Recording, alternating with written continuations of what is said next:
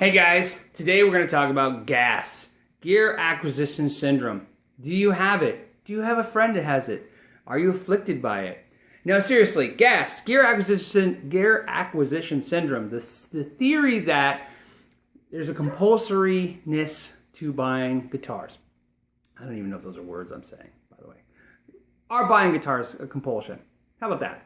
Okay, so let's talk about it, and I'm going to give you some cool, funny stories, I hope, to understand it.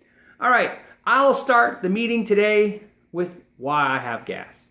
First of all, we like the idea that there's a syndrome out there, right? It just makes us feel better. Honey, I have to buy this guitar, I have GAS. And of course, all the rest of us love it because we're all 12-year-olds and we like the idea that it sounds like we have to fart. So, GAS.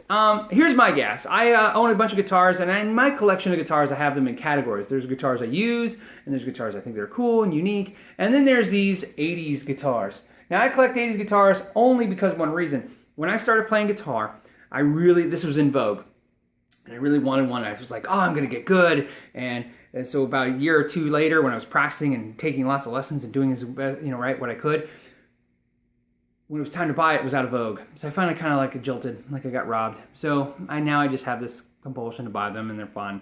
I don't seem to keep them. I seem to cycle them out the fastest. But, whatever. Okay, so I'm going to talk about it since if you think you might have GAS, let me give you some scenarios that I've seen over the last decade or so at the shop, and you can kind of gauge where you are in this mess. So I've had guys come in the store, and this is what I've had done. I've had guys that basically buy a $1,000 guitar, and they put $500 in cash and $500 credit, so that way their wife thinks, and I'm going to say significant other, it makes life easier in case you're a woman out there.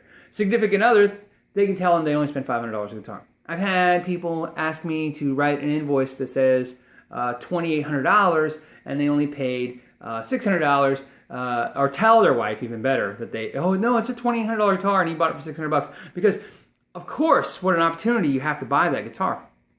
And then I've had someone basically bring in a used case. They can put a new guitar in it. So that way, apparently a new case would red flag the spouse at home that a new guitar is coming into the sanctuary.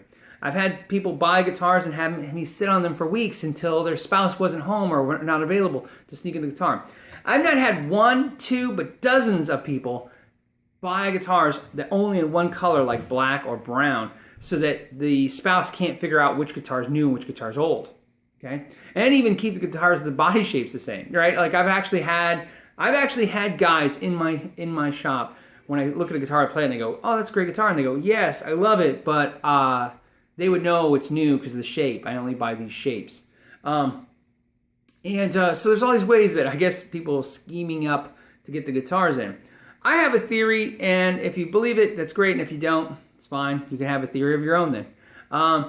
Is this. I believe this before I had the store, this is years and years ago, that my significant other, my wife, would basically only pay attention to cases.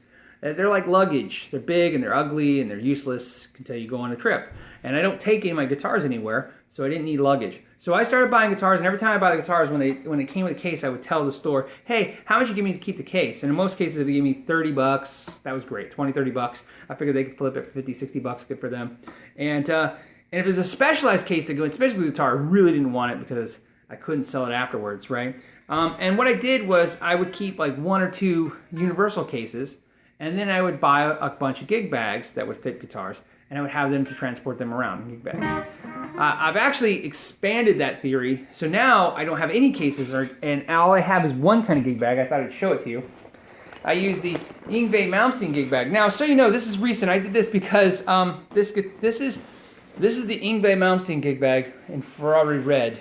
You know, we love Yngwie, with the cheetah print inside.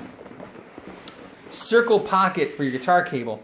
Now, before you think anything, the reason I have this, and I bought dozens of these for my guitars, I only did it for one reason. When it came out, it's not selling really well. I didn't see Fender selling a ton of them right away. And I thought, wow, I always know where my guitar is, right? Especially when I have to take it to the shop. And it's nice to know which gig bag's mine right away.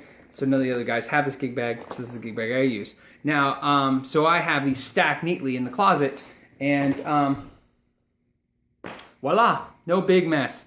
If you have a big house or ranch or whatever you do and you have tons of room, good for you. That's awesome. Do that. The rest of us, though, I'm telling you, The spouses under the bed, in the closet, in the garage, those cases are pissing them off, right? Because they're big and ugly. Get rid of them. They're waste, right? Especially if you, here's the deal, you know, if you haven't taken your guitar out of your house in a year, get rid of the case, right? Just sell it on Craigslist. Take the money, right? Here's the thought though. So you know, and this is coming from a dealer perspective, right? And as a guitar collector. The fear though with the case is that if you sell the guitar, the case will somehow devalue it. This is true, I guess, with vintage guitars and all this stuff, right? And if you have to deal with it, deal with that, right? But the most of us are not in that category, right? If you're dealing with some exotic guitar, but here's what I can tell you. Normal guitars, if you buy a Schecter guitar, an Epiphone, a Fender Mexican Strat, American Strat, something like that, an Ibanez, something normal, right? Even a standard Gibson guitar.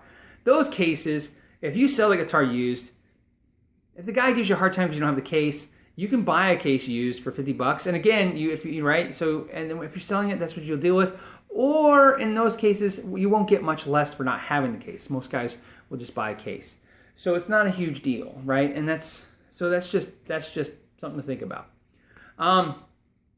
So I had to stop to get coffee. My voice was going dry. Okay, so the last part of this video is this. Go in the comments and tell us why you think you have gas, how you handle your gas.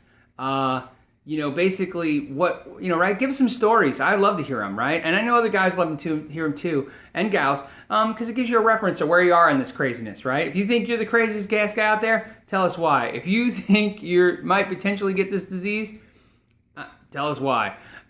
Make sure, if you like the videos, hit like. If you don't like the videos, hit don't like. Negative comments, that's on you. I'd rather not see them, but if you hit the negative button, that tells me I'm just navigating the videos.